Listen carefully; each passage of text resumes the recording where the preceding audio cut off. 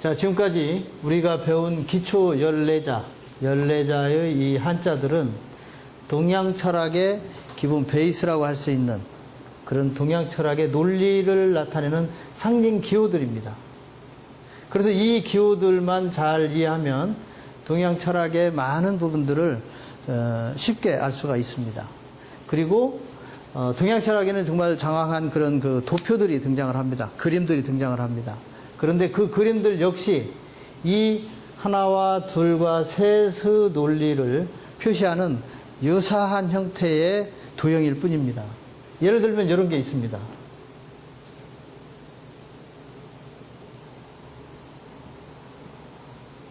우리는 이것을 하늘과 땅과 만물이라는 것은 금방 알았습니다. 이것을 다른 형태로 표시하면 이렇게 표시할 수 있습니다. 아까 이것과 이것이 숫자로는 이렇게 표기된다는 걸 우리가 알았습니다. 따라서 점 하나, 점 둘, 점 세 개나 동그라미 하나, 동그라미 둘, 동그라미 세 개나 같은 것입니다. 그 다음에 이것을 또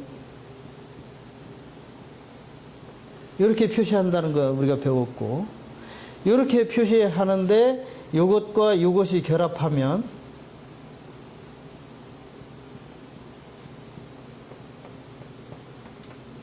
이런 모양이 됩니다. 말하자면 삼각형인데 세 번째니까 이렇게 표시할 수 있고, 네모인데 두 번째니까 둘에 네모 두 개로 이렇게 표시할 수가 있습니다. 그리고 이것이 이제 발전하면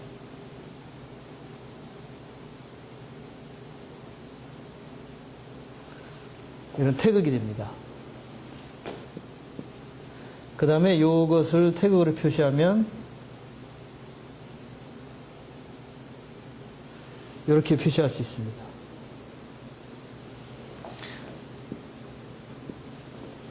자, 동양에서 우리가 태극하면 이 태극만 이야기하지만 삼태극도 있습니다.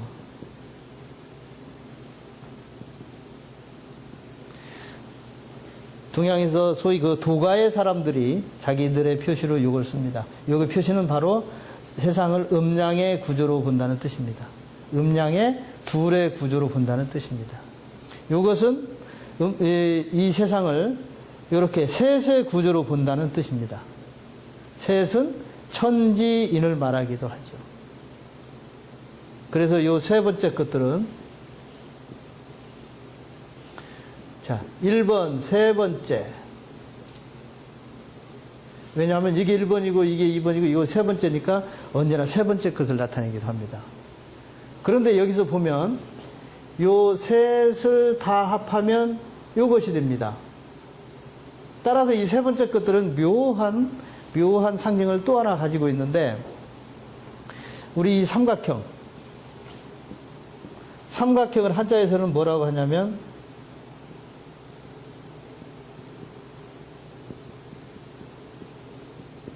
삼합집 이렇게 부릅니다.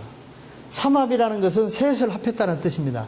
삼각형이니까 셋을 합했다면 무슨 뜻일까요? 하나, 둘, 셋 이런 뜻입니다. 자, 셋을 합한 것이 삼각형이다. 그러면 삼각형은 자체로 세 번째면서 두 번째로는 셋의 합이 되기도 합니다. 셋의 합은 이런 개념입니다.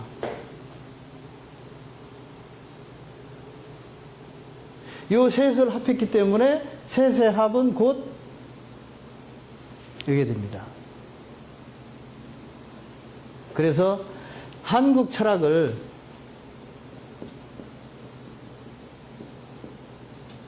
보통 삼일철학이라고 합니다. 삼일철학이라는 건 이런 개념입니다. 하나는 셋이고 셋은 하나다. 이것이 이것과 더불어서 동서양의 철학을 설명하는 아주 중요한 핵심 코드입니다. 바로 이 삼각형만 이해를 하면 우리가 아리송에서 알기 어려웠던 이런 철학적인 그런 논리들을 아주 쉽게 설명할 수 있습니다. 그리고 요건 그대로 요 풀이만 가지고도 우리는 우리 집이라는 것이 어떤 의미인지를 알 수도 있습니다. 집이라는 것은, 자, 우리가 이 일이 끝나면 이제 집에 돌아가게 되죠. 그 집의 정의가 뭐겠습니까? 지금 우리는 한글로 집이라고 쓰면서도 무슨 뜻인지를 알지 못합니다. 그런데 이 글자를 보니까 집이라고 하는 것은 셋의 합이다. 그러면 셋을 갖추고 있어야 된다는 거죠. 셋은 뭐겠습니까? 셋은 무조건 천지인입니다. 그럼 천지인의 구조로 된 것이 우리 집에 뭐가 있을까요? 1차적으로 집이라는 것은 혈연 집단이기 때문에 아버지, 아들, 손자, 이 셋을 갖추고 있어야 됩니다. 이게 집의 기본입니다. 그래서 한국 사람들이 손이 끊기면 그것을 불효로 여겨서 양자라도 드리는 이유가 여기에 있습니다. 셋을 갖추어야 온전한 집이 되기 때문입니다. 그 다음에 또 여기에는 뭐 다양한 이제 요소들이 있는데 우선 그 생략을 하겠습니다. 우선 집은 이렇게 셋의 구조를 갖춰야 되고, 그리고 셋의 구조를 갖추고 있는 것이 집이고, 집의 셋은 곧 이 우주가 됩니다. 그래서 우리가 살고 있는 집을 하나의 작은 우주처럼 우주로 여기고 우주의 속성을 다 갖추려고 하는 것이 바로 한국 사람들입니다. 그리고 그걸 집이라고 부르는 배경이기도 하고.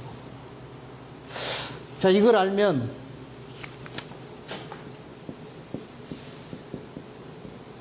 밥식, 이재금, 모일회, 이런 글자들의 특징을 보면은 맨 윗부분에 이런 식의 구조로 되어 있습니다. 이런 식의 구조로 된 것들은 무조건 삼각형의 변형입니다. 따라서 우리가 먹는 밥을 왜 밥이라고 하느냐? 그것은 이 삼각형과 귀기해서 삼각형에 빗대어서 설명을 해야 우리 밥을 설명할 수가 있습니다. 자, 이제라는 개념은 바로 이 삼각형을 알지 않으면 존재할 수 없는 개념입니다. 그 다음에 모인다고 할 때도 마찬가지입니다.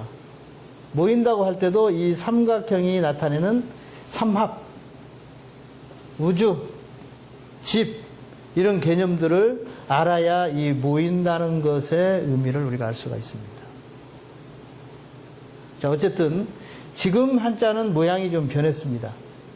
차라리 이전의 한자를 그냥 두었더라면 훨씬 우리가 한자를 보고 배우고 알기가 쉬웠는데, 누군가에 의해서 한자가 이렇게 자꾸 변형이 되면서 뭔가 자꾸 모호해지는 이런 어떤 면에서 한자가 퇴화한 그런 흔적들을 볼 수가 있습니다. 어쨌든 여기에 들은 이 삼각형들은 바로 동그라미, 네모, 세모를 알아야 알 수 있는 글자들입니다. 그리고 이런 이제 기호들이 들어가서 한자의 중요한 의미들을 나타내게 됩니다. 어쨌든 이런 기호들이 나오면 어딘가에 이런 한자가 들어있다고 하면은 그 한자들은 구분해서 보지 말고 이렇게 세트로 되어 있는 것에 두 번째, 세 번째, 이런 식으로 보아야 그 바른 뜻을 알 수가 있습니다.